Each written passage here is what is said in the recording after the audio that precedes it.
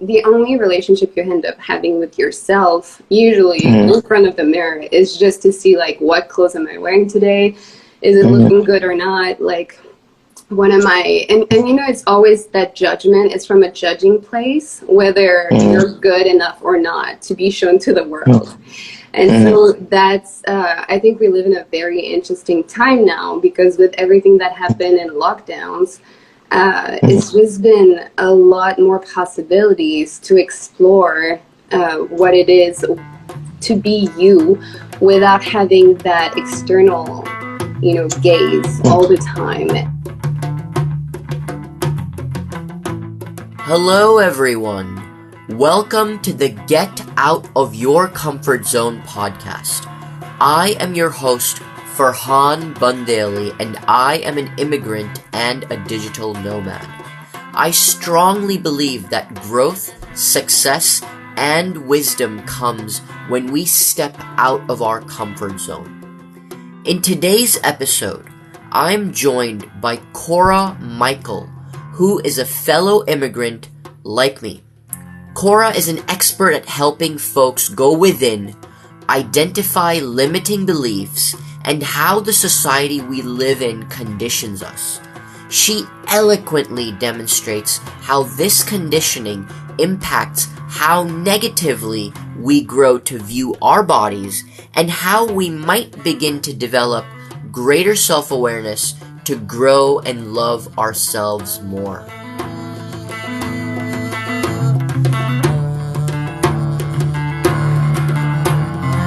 Cora is an immigrant like myself. She recently moved back to the US from France. She's also a mother. And Cora creates tools to help women drop layers of conditioning as well as limiting beliefs to help release their true essence and find their joy in the process by weaving a deep relationship with their body. Outside of that, Cora is a multidisciplinary artist, author, illustrator, and today we're here to talk about one of the methodologies through which she accomplishes this work. Cora, is there anything that you would like to add to that?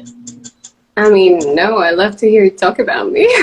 I'm just like, who's this person? There's so much going on. Like, wow, she sounds cool. Okay. Yeah, really well said. Thanks. Yeah. There's much more to say to that. Honestly, it was pretty rounded here. Well, Cora, one thing that I would love to, start us off with is I would love to have you share in just a minute or two the story of how we met and how we came into each other's lives. I was wondering about that last time. I was like, of course, kindred. And then I remembered I called you, right? Didn't I? Yes. We were doing that teacher training, meditation teacher training. And I had been in it for longer. I think, when did you join? I joined in January of 2021. Okay. And I was contemplating signing up for the teacher training, and you were one of the two people that I had a very in-depth conversation with as part of my decision-making to make that commitment. It's so interesting because I remember the call. I don't remember a whole lot of things in general, but I do remember the call because we were talking about it, and you were of course you were you, but you were at such a different stage. You were such a different person back then. I don't know, I see you in a suit, like a lot more, framed, a lot more like, man, that was a while ago. But yes, I remember that conversation and how I was just explaining what my process with it had been, because I'd been doing that kind of meditation for, I think, 4 months when you had the call. So, yeah. And then, this history. And look where it has brought us, right? So to Cora's point, when she first came into my life in December of 2020, I was a very different person. And it's a testament of me stepping out of my comfort zone multiple times to be in this present iteration of what you're seeing, and to be a digital nomad and all of these things, and feeling like I've lived several lifetimes in this very short period that has led me to be this person who's in front of you. And so with that, I'd love to transition into sort of the topic of what we're going to converse about today. And this is the topic of, really, as the title suggests, the mirror within. But we do this by physically using a mirror to deepen our relationship with ourselves. And we're going to get into a lot more detail on this. But before we do, Cora, I want to try to set the stage for our audience to help them understand the rationale, the why, so why is it so important for us to do mirror work and these methodologies by which we're able to go inside, as a result of, society having cut us off from our bodies. And then also focusing on, for you personally, how has mirror work benefited you? So I'd like to break that up into two segments, starting with, why is mirror work so important in a time and place where, there are all these things that have cut us off from our body. And if you want to talk a little bit about what that means, being cut off from our body, please. I think you said it beautifully earlier. First, like the fact of, showing up for yourself over and over again to be able to get out of your comfort zone. And then, like you said it, living a lot of different lives within a very short amount of time. Like, that's what happens. As soon as you get out of your comfort zone, you just, all of a sudden, everything else recalibrates and you're just a different person over and over and over again. And then, like, really soon, you're so far from where you started. So that's why, that's beautiful when you have a practice that you're able to get back to and show up again and again and again and again for. And so I think mirror work is really interesting in that way, because all you need is literally a mirror and some time with yourself, which is definitely something everyone can do. And yeah. Yeah. So when we were, one thing that I'd like to delve into a little bit, right, is help us understand through your experience in the present day, right? And you are a mother, right? When you think about raising your daughter, what are some of the ways that you see present day that, that force us to be cut off from our bodies, right? I would say society is basically designed for that, right? There's always something else going on outside of us, whether it's on our phones, whether, it's very, the only relationship you end up having with yourself, usually in front of the mirror, is just to see, like, what clothes am I wearing today? Is it looking good or not? Like, what am I, and it's always that judgment. It's from a judging place, whether you're good enough or not to be shown to the world. And so that's, I think we live in a very interesting time now, because with everything that happened in lockdowns, it's just been a lot more possibilities to explore what it is to be you without having that external gaze all the time, and all those, let's say, injunctions from society thrown at you constantly. So, yes, I think it's very important to cultivate this part of yourself, and to be able to take the time to actually get curious and get to know yourself, because, and that's something that kids do just very easily. I see my daughter, and like she just goes for it completely. So really, as a mom, it's more so about being able to keep that spirit for her, because she already knows everything that she's doing. She already knows, and she loves that mirror, but she loves to like express herself in it and see what else she can do. So she uses it like that as a kid, and I think for everyone, it's really interesting to be able to get back to that point. But as adults, we have so much more to do to get back to that point, right? Because, yeah. And that's been essentially beaten out of us in some ways by society and inadvertently our own parents, right? And so, you talked about your daughter and sort of just how she knows to be completely herself.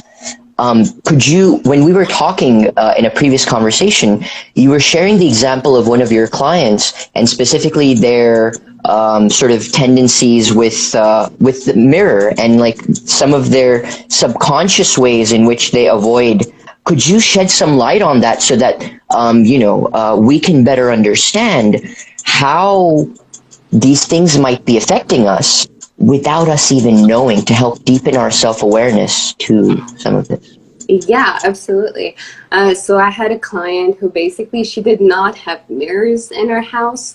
Well, the only one she had was really one in the entrance where you could see her face, and then one in the bathroom, and it was pretty high up, so it was really hard to see herself in there. And she was cutting herself off a lot, and that's very interesting because basically everything that wasn't showing up in the mirror was the main, let's say, issue she came to me for. It had to do with being a woman, her womb space, sexuality. So all of that, she didn't even want to see for herself what her entire body looked like, and I thought that was very interesting to see that it showed up in her life, like in her actual life, by her not even like giving herself the choice to see what was going on, in the second half of her body.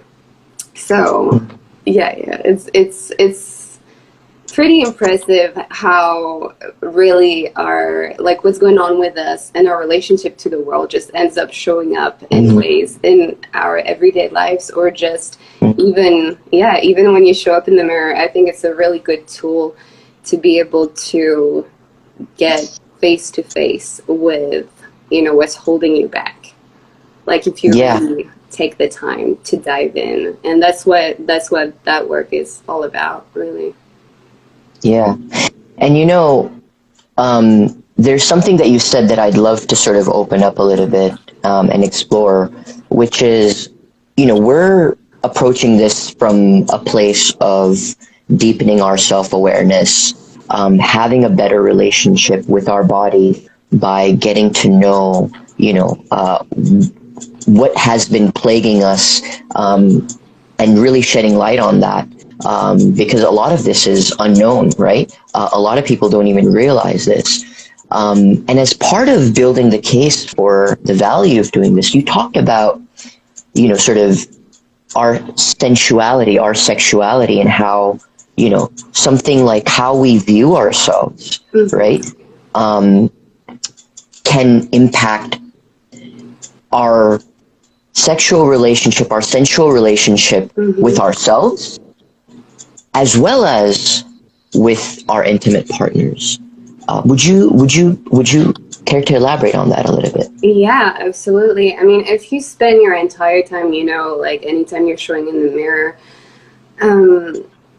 just spend your entire time judging and diminishing yourself, and then looking for what you're looking for in yourself in someone else, then you're really basically projecting on that person to be what you cannot be to yourself. So I think it's very interesting to stop here and be able to create a deep relationship within yourself, which is going to allow you to know yourself and to know yourself outside of, like we said, there's so many things in society, and I know that I said fashion, but I would say, if we're talking about sensuality and sexuality, I would even say, sorry about that, porn is a big one in society today, because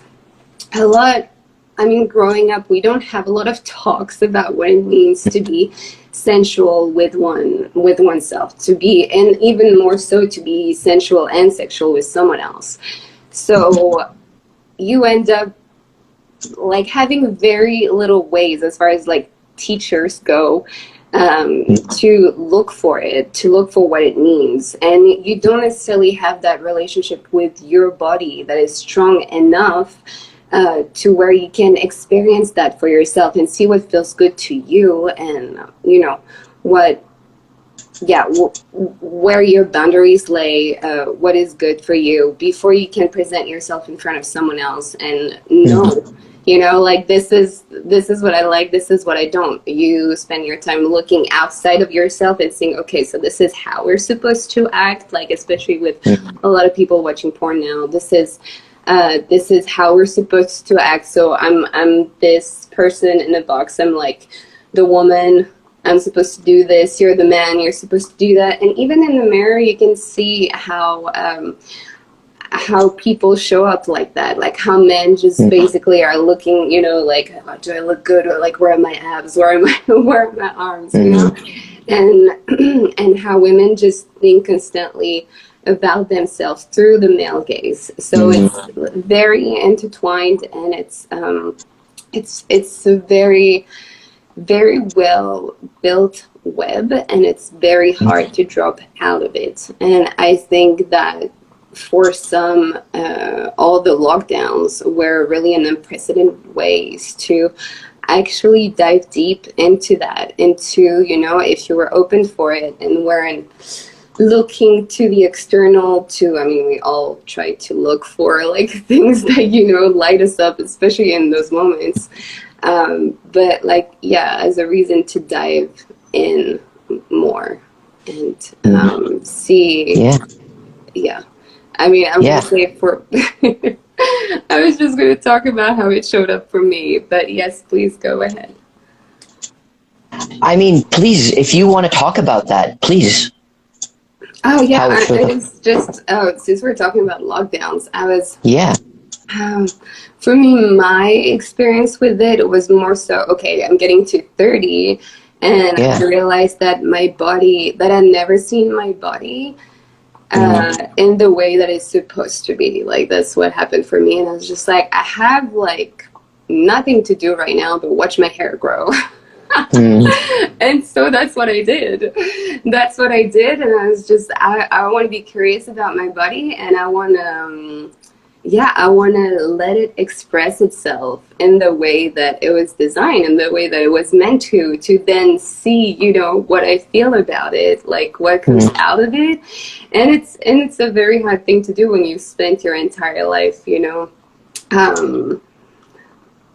having other injunctions, that you follow and that makes sense. Well, I don't like hair anyway, so I'm not gonna, like, why would I let my hair grow if I already know that I don't like hair? And then you're like, yeah, but why do I not like hair? If my body has hair on it, then that probably, where does that come from, And then you start unraveling the entire history, let's just say, to see where it came from, and you realize it's really something external to you. So it's very beneficial to have that moment to yourself and see what comes up with it. I wasn't around people, obviously, so it was just for myself, and then I had the time, so it really gives you time to open and see what comes up as you see it unfold, really, like what conditionings,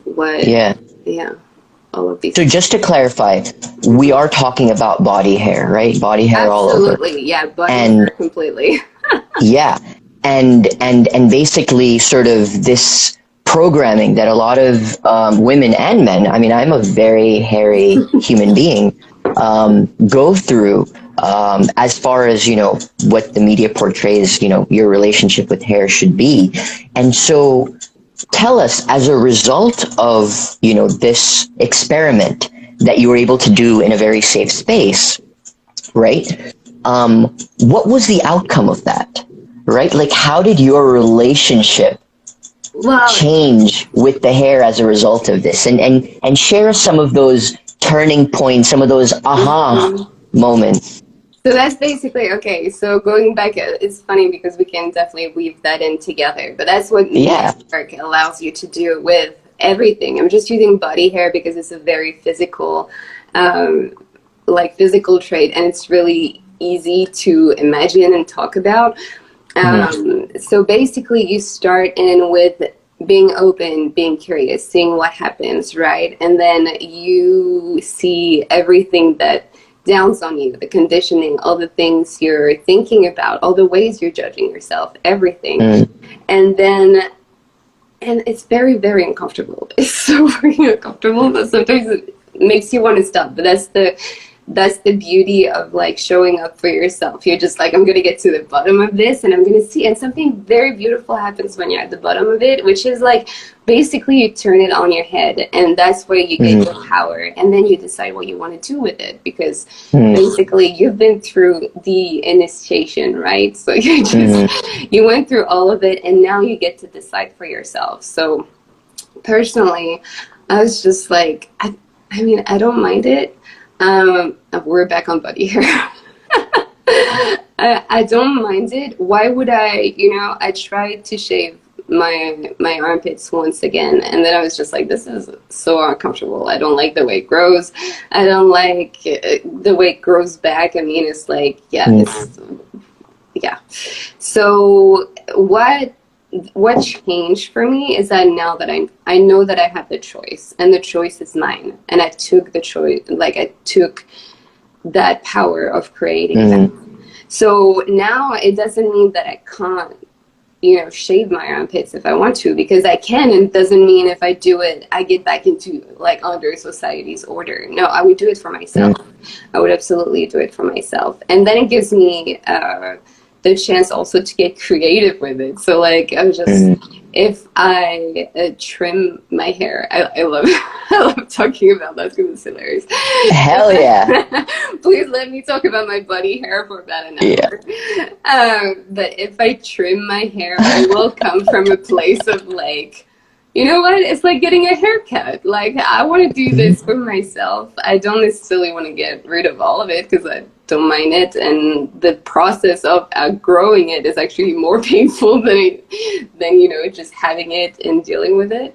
And it's not going to come from the outside point of view, like, oh, it's too long. It's just going to be me, my thing. Like, and it evolves with what I want. So meaning it's not always going to be the same, and that's what's very beautiful. You give yourself the chance to evolve and be organic, but it's on your terms, And you triggered something within me that I hope to share with your permission, which is, there is this notion, right, that in sort of just achieving success is that you want to attract what you desire to you, right? However, what a lot of people don't talk about is, in order to attract what you desire to you, there is a certain way in which you yourself have to conduct and engage with the world, right?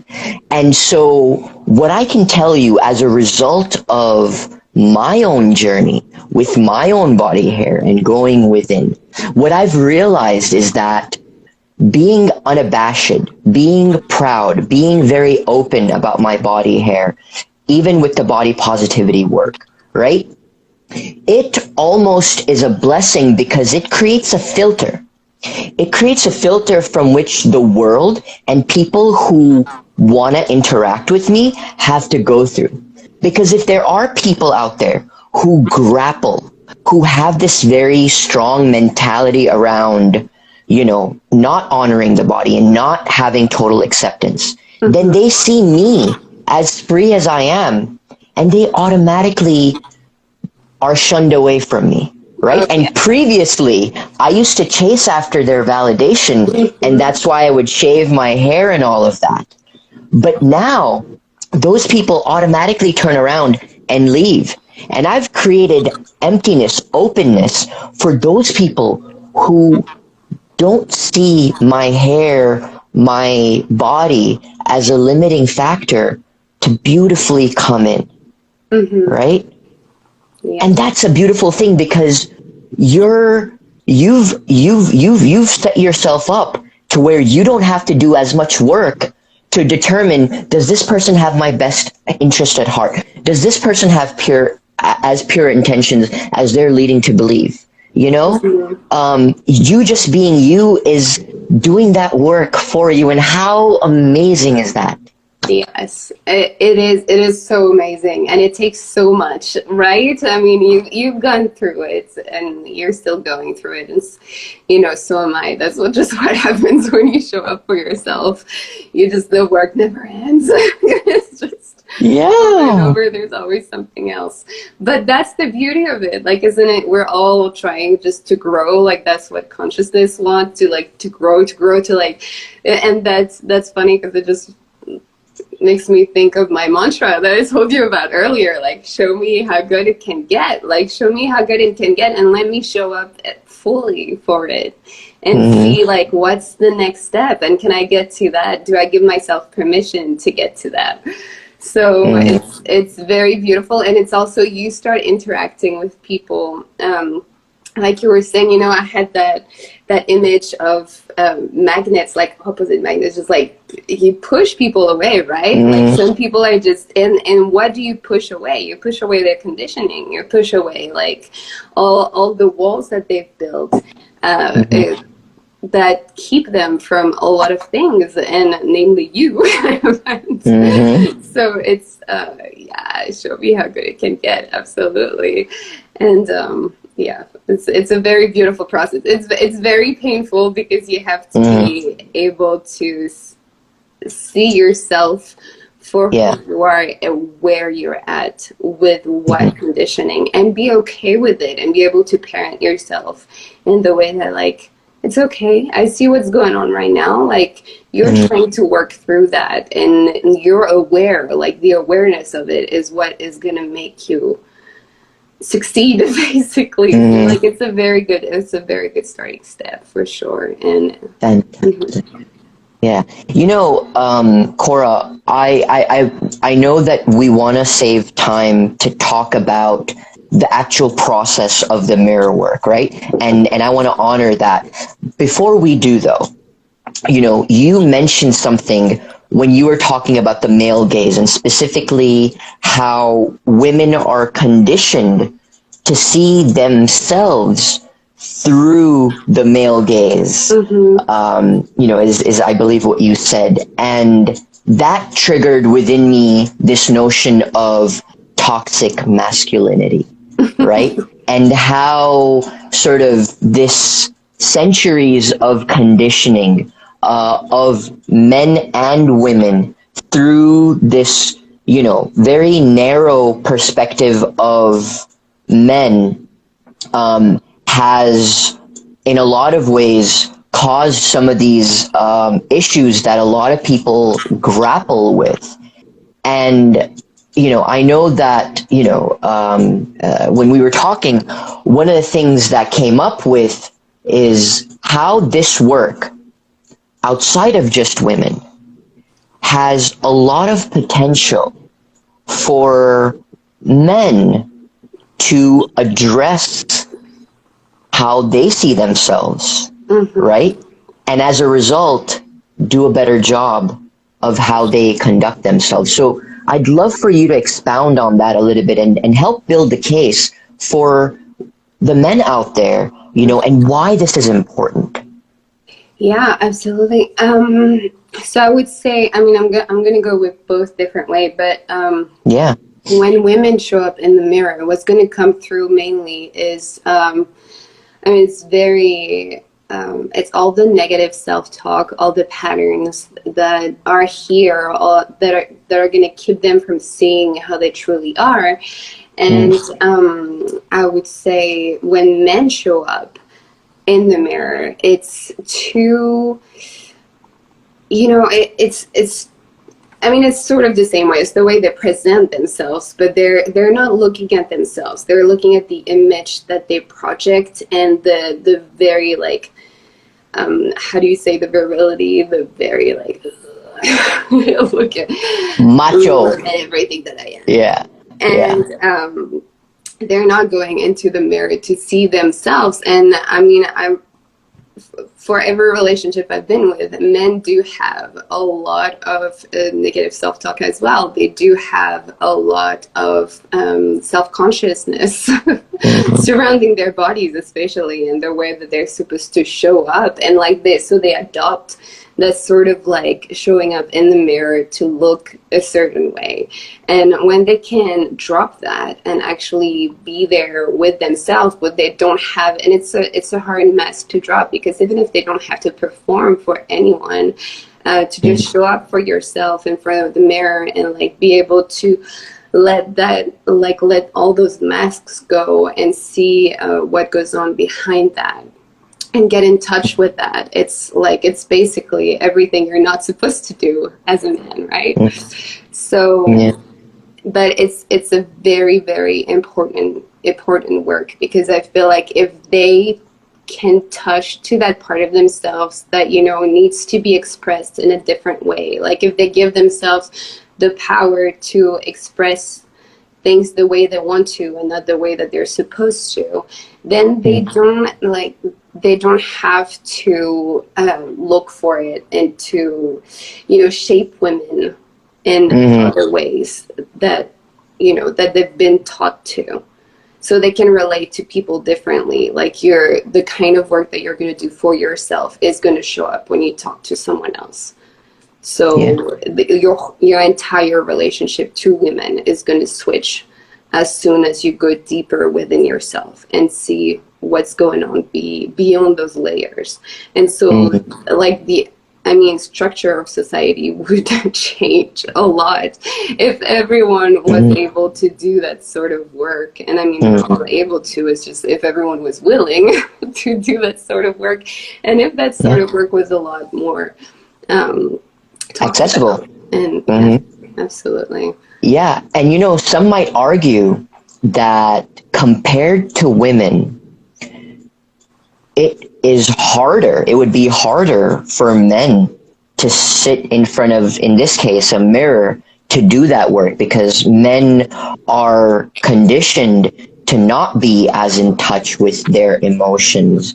Men are conditioned to have a very sort of, you know, certain image about their bodies, you know, and the virility and the macho-ness through which they are to look at themselves, that is very much, you know, confined to this is masculinity. And some would argue that in a lot of ways, doing this work for men presents more challenges, right? And so, you know, what, if any, advice, if you agree with that, would you have for men who are listening to this, who want to sort of try to break some of those barriers of conditioning within them to better prime themselves for this work? I mean, I would say we're all presented with the kind of circumstances that we are born into, and especially we have to deal with in society. Like, I'm not gonna like use that, you know, feminism that is to reduce men. Absolutely not. Like, I'm coming from a place of love, and I think that there's a lot to do for women, and it's very hard in a lot of ways. And I do believe the same equally for men. But it's beautiful to have men that would want to show up and do that sort of work. I would say, I mean, really, you do not need, like, the one thing you need is to be able to count on yourself to show up. So you don't have to like take big steps. And you have, I mean, it is going to be a very uncomfortable process. Like, but if you have these things, you know, just go slow, like make yourself a nice playlist sort of thing. And like try not to pick songs that have too much of like a sentimental value to them, like that bring up a lot of like very intense emotions, or the kind of songs that you use to work out, you know, like just try to find a good happy medium of a neutral nice, deeper song. And then you don't have to show up in the full light of day, you know, like you don't like just let's start it, let's just rip the band-aid, like you don't have to do that sort of thing. Just take it slow, make yourself comfortable, like as comfortable as you can, because to balance the uncomfortable process. And it's very funny because I think isn't it like the Libra full moon soon, so like we're all about balance, so it's a very beautiful talk to have right now. But yes, it's just balance the polarities, right? It's going to be super uncomfortable. You decided you want to show up for yourself, and that's very beautiful. Like, put all the chances you have on your side. Like, get into it slow. You know, whether it's like bring some, I'm going to say strawberries because I'm eating strawberries, but bring something you like to eat. Just sit down on a very comfortable pillow. Just like use some soft lighting if you don't want to, you know, get right in there. Take yourself out on a date. That's basically, like, mirror work doesn't have to be all cerebral. Like, that's what we're trying to avoid, we're trying to reconnect to the body through the visual sense, because it's very important for humans. We're always looking like outside of ourselves to like find the things that we want. So we're redirecting this sense onto ourselves. So we're focusing, we're giving our awareness to our image in the mirror. And we're listening here to everything that is coming through. So you can write, you know, things down. You can, I would say, journal about it for sure. Everything that's coming up for you. You know, just like write it down, see what happens when you look at certain parts of your bodies. Like there's so much to do, right? So much can come up. But yeah, my main advice is balance. Yeah. So I think this is such a beautiful segue into sort of a very important part of today's conversation, which is the how, right? We talked about the importance of mirror work, and now we want to talk about the how. And sort of, I want to try to sort of reiterate some of the things that you said, as far as, you know, setting the stage for success, setting yourself up for success. So say you've realized, or you accept, or, you know, you decide to do an experiment, men or women, that I have an opportunity to improve my relationship with myself and better understand some of these subconscious thought patterns and bring them to light. And you decide to honestly give, you know, sort of the methodology that we're talking about today, the mirror work, a go.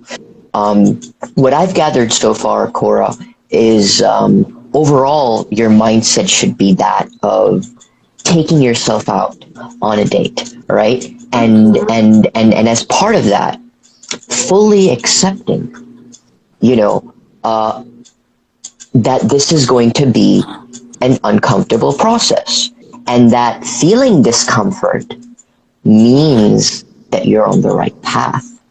And so I know that, like, putting myself in this kind of a situation, especially with something that, you know, isn't something that I've done, it's very easy for my mind, my thought processes, to dismiss the process, to say, this is a joke, you know, like, what is this? Nothing has happened. So understanding that as part of this process, your mind will play games with you, lots and lots of games, right?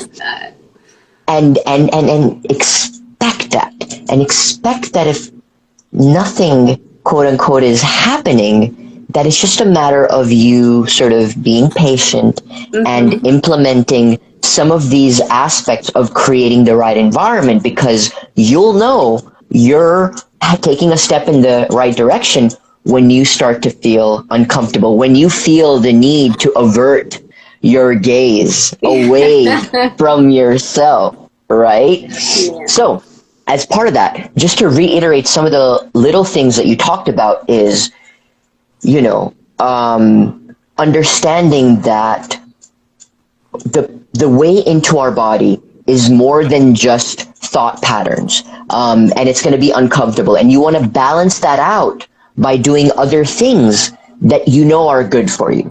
So number one, that could be, setting the right musical notes. So picking the right music.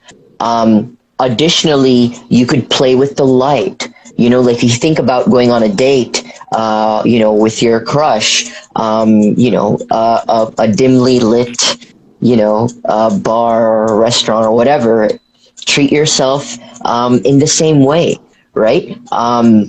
And additionally, taking it slow. Is there anything that you would like to add to that, Cora? And if not, I'd love to talk to you about, clothes and how, what should we be wearing and like get your advice on that. Yes. Okay. So mainly, I would say spark your senses. I mean, that's what I always go back to. It's a very, and a lot of things are going to be happening in your head about it, especially when you start. So just spark your senses as a way of getting back into your body, because that's what we're doing. Your body is a very good place to, it holds so much wisdom, like much, much more than we could ever think. And no, although we're remembering. But yes, basically you're going to become aware of a lot of the patterns that are keeping you, held a certain way and keeping you away from freedom of truly being yourself. And so you're trying to rewire. That's the work you're doing in the mirror. You're rewiring those patterns. Like, them now, they show up, you have put your awareness on it, what happens when you look at yourself a certain way or what. And now we're trying to install new ways of thinking and not just limiting beliefs that held you into a certain place. I would say, okay, yes, going into clothing, because take it off. Spark your senses. Yes, get naked. For a lot of us, being naked is complicated. Myself is not included in there anymore. But yes, for a lot of us, it is complicated to get naked and to get naked with yourself, because you think something comes up when you're looking in the mirror. Try looking in the mirror naked and see what happens. But yes, absolutely. I would say as much as taking yourself on a date, just spark your senses with something you want, you feel good wearing. You don't have to be naked to start that kind of work. Just obviously you need to be able to see your body in some way. So but put something on, treat yourself to something that you really like wearing and that you're comfortable in. And if it's a bathing suit, just put on a bathing suit. If it's something flowy that makes you feel like, a god, a goddess, whatever. Yes, absolutely do that for sure. What we're trying to do is get you out of your comfort zone, but there is we're not trying to take you a mile out of your comfort zone. I know in this society, we're very much based onto the fact of always, getting more done and getting that result very fast. This is not a fast result kind of thing. This is an entire life process. If you start getting into the work, you're in for your entire life. and that's beautiful, because man, when you started and all the possibilities that you have in front of you, it's amazing. But yes, start small. It does not have to be a mile out of your comfort zone. It can just literally be slowing down and taking that moment for yourself, and that already is something you don't necessarily do, and boom, you're out of your comfort zone. So definitely that. And the other thing I would say too, it completely eluded me just now. It's going to come back. Yeah. That's totally fine. And so basically, one thing I think that might be worth talking about is say we've set the stage, right? And we're wearing something that we feel sexy in, and we're sitting in front of the mirror. Do you have any suggestions for intentions that we could set, or open-ended queries to start to explore Okay, so the deep within? that's very beautiful that your question pops up now, because that's basically what I was gonna say. Yeah, you're so good. We're vibing, man. Okay. What I was gonna say was about the process. Like, really be curious. That I know we all want to go into something because we have an end, an end game in mind. Because we want to get to a place. So we've already discussed that it's the work of a lifetime. But really, I mean, go into it being curious, as in you would hopefully do that during a date. You want to get curious about the other person. Like, at the end of the day, who are you beyond all those things that you usually, put on? And all the masks, all the beliefs you have, like, who are you beyond all of that? And so you want to get curious about this person, because, and like you said, like, don't necessarily get frustrated if nothing happens, because you need to give yourself time to unravel everything. You've been working a certain way for a really, really long time, and now you're like showing up, and all of a sudden you're supposed to like lay bare and all the layers open. Like, that's not how it works. But definitely, if like being curious brings you all the possibilities to show up as yourself, to yourself. Like, before you're going to show up as yourself in front of anyone else, you're going to show up as yourself to yourself. And that's already a very, we're so used to, having those images of who we are in our heads, like who we are when people look at us, who we are when, like, try to show up for yourself and first before anything. And it's, the process is really what it's. Yeah. I love what you said about, approach yourself and the intention from an aspect of curiosity, right? And that can be different things for different people, right? It could just be a question that you ask yourself. It could be, something that was triggered within you based on something that somebody else said about your body, that you sort of go on a date with, that you discuss in a way when you go on a date with yourself, right? And I think that, one of the things that you said earlier that I'd love to kind of circle back on is, there's going to be a lot that your mind, your thought processes try to reject. But there are going to be those glimpses as part of that process that you're going to get. And I know that for myself, one of my word of the year for 2020 and 2021, or 2021 and 2022, is remember, right? Because I have a tendency to forget a lot. And so I really appreciate, pulling out my phone and jotting something down. And I know that some people aren't able to internalize something until they've written it down, right? So can you speak a little bit to the power of just recording, in whatever way or form for yourself, that this can help in making progress? Man, I'm putting together basically a course, and so there's a lot about the voice that is included in the mirror work, because you have to be, a lot of people have a hard time talking to themselves in the mirror. Like, it's very hard. You want to internalize all these things and be like, yeah, I'm the best, and then they have a really hard time saying it to their face. And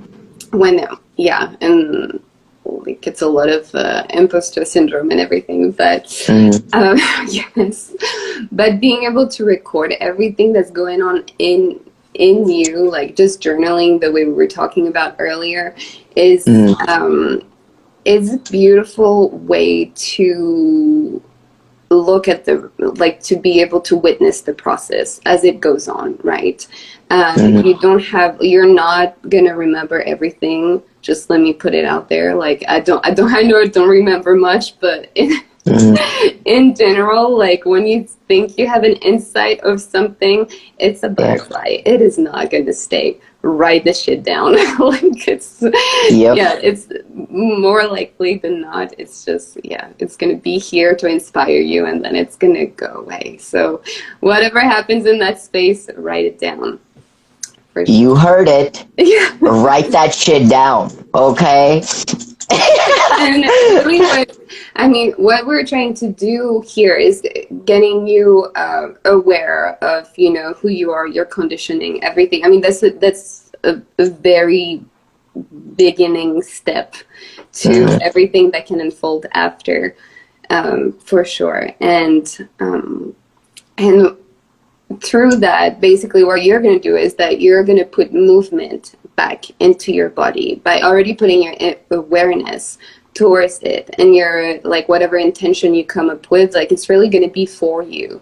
So a lot of places that you would have forgotten or consciously not looked at or unconsciously not looked at, like my client we were talking about earlier, with, like, that basically had her body cut in half because she could never see the bottom of her body, and that's where all of her, like, stuckness, all of where the energy wasn't circulating at all, was.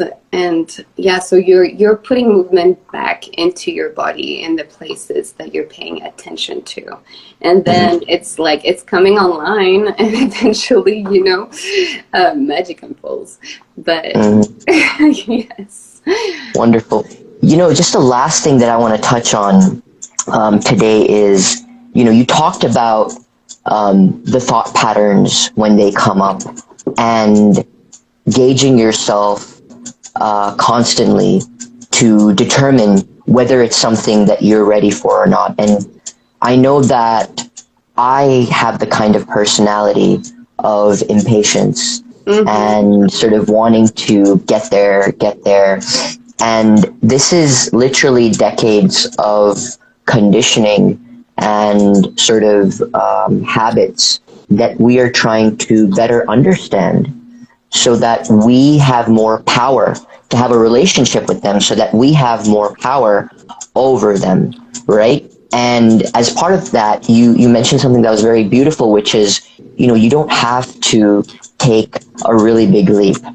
You remind yourself to take tiny steps and engage yourself, check in with yourself to see, you know, if you're feeling a little uncomfortable, that could be it for that day, right? And like, you don't have to push yourself too hard to try to, you know, make progress, because if you push yourself too hard, you might leave a bad taste in your mouth, which makes coming back to doing mirror work on a different date harder. So is there anything that you would like to reinforce or add as part of that, you know, as part of this, you know, being gentle and kind with yourself as part of the journey?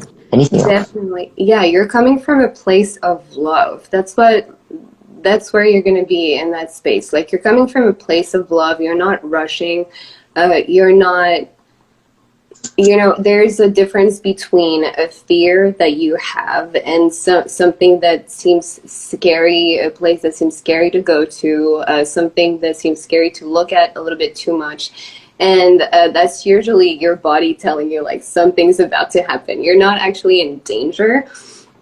But there's a difference between that and between really pushing yourself to the point where you're very much uncomfortable. And that's basically self-betrayal at that point.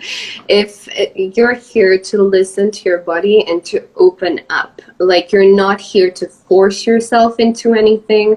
You're not here, like, it starts with your willingness to do the work. So then just do it in a way that makes sense for your own rhythm, because we all have different rhythms, and, like, things are going to come up when we're ready for them.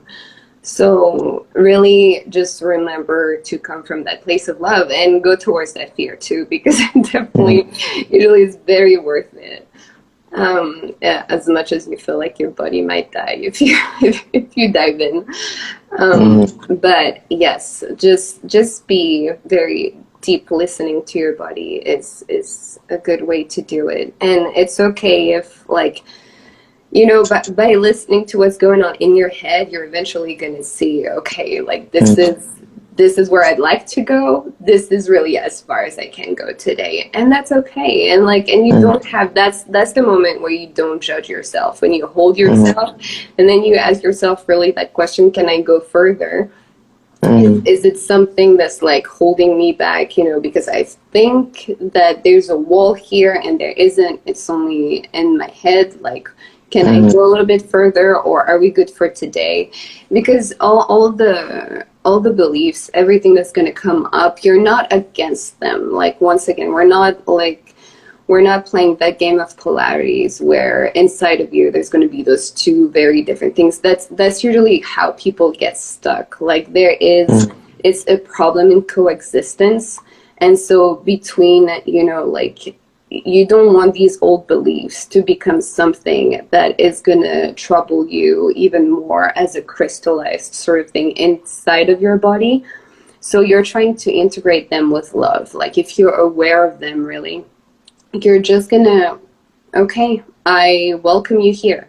Like, this is not something, I'm not at war against you. I know you don't serve me in that moment, and we're gonna do something about it. We're gonna like create new beliefs, but I'm not at war with you.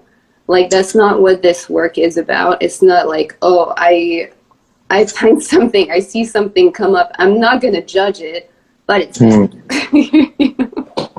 Yeah. Because then, yeah, you're really and that's where deep listening, like, you just welcome everything that's going to come up in that space, and you're okay with it. It's okay if it just, you know, hangs out here for a little while you're doing your work. Like, you're aware of it. Just, you know, give it space, and eventually just it reintegrates on its own if you keep doing the work. There's so much more to that. Yeah. Like, yeah, trying to capture, you know, lightning in a bottle, but so much more to that. And, you know, you said something in passing, and I, you know, as we culminate, as we sort of wrap up for today, that I wanted to sort of create space for is, you mentioned earlier in passing that, you know, when you practice being in front of the mirror now yourself, there was a time and point where you used to be uncomfortable being naked, you know, with yourself in front of the mirror, and you're now at a point where you don't grapple with that in the same way. And I think that's a beautiful testament of sort of the work that you've done, and sort of faith that others who are listening to this, who feel inspired, can latch onto and record and try to remember, to know that, you know, Cora, myself, you know, we're testaments of, you know, the kind of results and progress that you can see through this process of being very kind, but disciplined and devoted rather, to going deep within. Mm-hmm. Yes. And and that's how you can get, you know, surprised. Like, let yourself be surprised by what comes up, because a lot of things, you know, we think in our mind, like when you said, oh, uncomfortable in front of the mirror, that doesn't necessarily mean that you stay in front of the mirror and you're like, I don't feel comfortable. That can just be, yeah, you don't have a problem being naked in front of the mirror, but only for a second and passing, and that's it. And that's where the uncomfort comes in, and you don't necessarily see it, but that's what's hidden behind that. So, yeah, let's. I know. I mean, personally, I would put, you know, situations on words. And then you realize, if you let go of that yeah, you can be surprised on the ways where it comes through, you know. And so let yourself be surprised by yourself and go from there, because your own story is very different from anyone else's, and that's what you're integrating here. That's why you're giving space for. That's what you have, you know, you came here to express. For sure. So see how it shows up in your life. Yeah, and, you know, with that, I just wanted to say, thank you so much, Cora, for being here, and thank you to our audience. Ultimately, I know, myself included, we all want to be better people for ourselves, to be the best versions of ourselves, to make our dreams come true, and to be the best people to the people that we care about. That could be our lovers or our family, our friends. But you can only help others and be your best self from a position of strength, right? And you can only radiate light to the world from within. And so this kind of self-work and deepening our self-love is the only real and sustainable way to gain tranquility through the struggles of our life and transcend our suffering. And as part of that, showing the world how we carry ourselves with grace through our day-to-day struggles as part of making this world a better, more beautiful place.